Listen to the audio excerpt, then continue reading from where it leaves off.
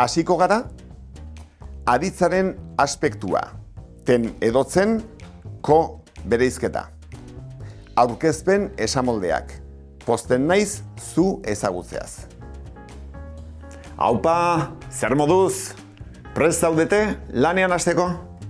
Gaurko saioan gero egingo ditugun ekintzak eta normalean egiten ditugunak ondo bereizten ikasiko dugu. Horretarako, aurretik, unibertsitateko lagunen bideo zatia jarriko dizuet. Atzerriko ikaskidearekin afalduko dute fakultateko lagunek, Alessandrarekin. Gazte hauek afari asko egiten dituzte, ezta? Afariari hasiera eman nahi diote ikasleek, baina Mikel falta da. Haze itxura, hasiko gara. Itxaron, Mikel falta da. Non sartu da? Kaixo edenoi. Barkatu atzerapena. Gero egingo ditugun ekintzak eta normalean egiten ditugunak ondo bereizteko aditzaren aspektuari erreparatu behar diogu. Ten edotzen aspektu marka aditz nagusiari jartzen zaio eta ekintza hasi dela, baina ez dela bukatu adierazten du.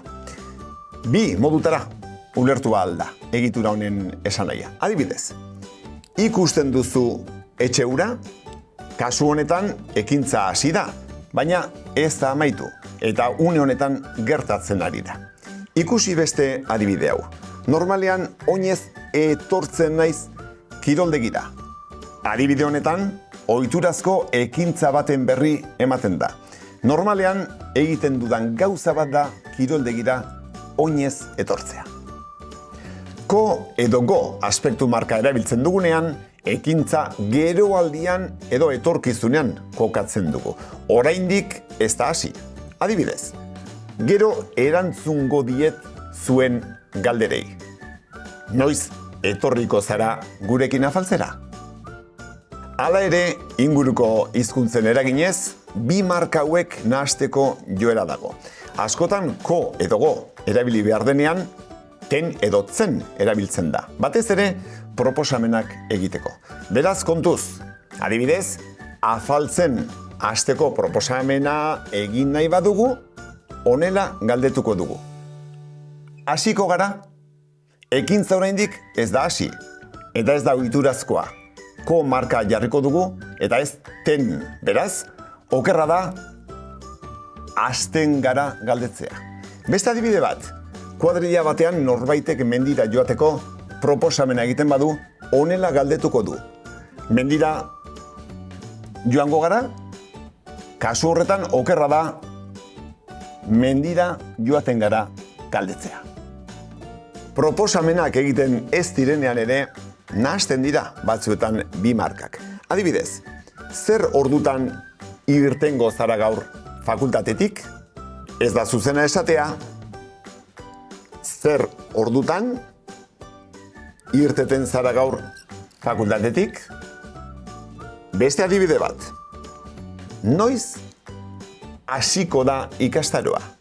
Ez da zuzena, noiz hasten da ikastaroa. Aurkezpenetan erabiltzen diren esamoldeak aztertuko ditugu orain. Zer esaten dugu pertsona bat aurkezten digutenean? Ohikoak dira, adibidez, bi esamolde hauek. Hau Alessandra da, gure lagun italiarra. Kaixo, pozten naiz zu ezagutzeaz. Hau nire laguna da, Ainhoa izena du. Kaixo, Ainhoa, urte askotarako. Azken esamolde hau, urtebetetzagatik zoriontzeko ere erabiltzen da. Ze marka jarriko dut? Ten edotzen, ala ko edoko. Normalean, oinez, etortzen naiz kiroldegira. Gero, erantzungo diet zure galderei. Esaldi hauek zuzenak dira? Mendira joaten gara gaur? Ez, okerra da. Mendira joango gara gaur, da zuzena. Zer ordutan irteten zara gaur fakultatetik? Hau ere okerra da.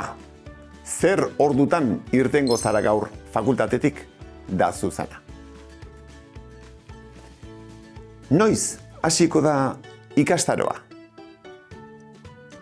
Zuzena da. Bukatzeko, erantzun galderari. Noiz erabiliko dugu pozten nahi zu ezagutzeaz esamoldea? Norbait aurkezten digutenean, ala norbaiti agur esaten diogunean.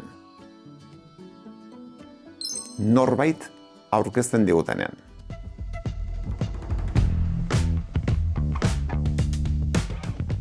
Ten edo tzen aspektu marka. Ekintza hasi da, baina ez da amaitu.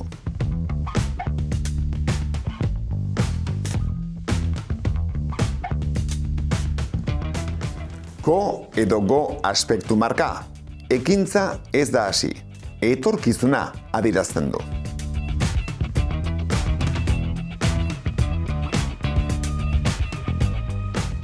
Ten edo tzen eta ko edo go bereizketa.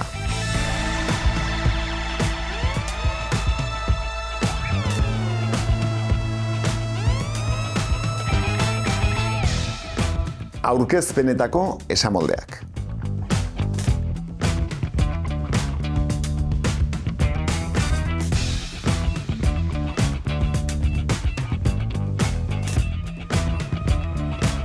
Ondo ibili eta laizter arte!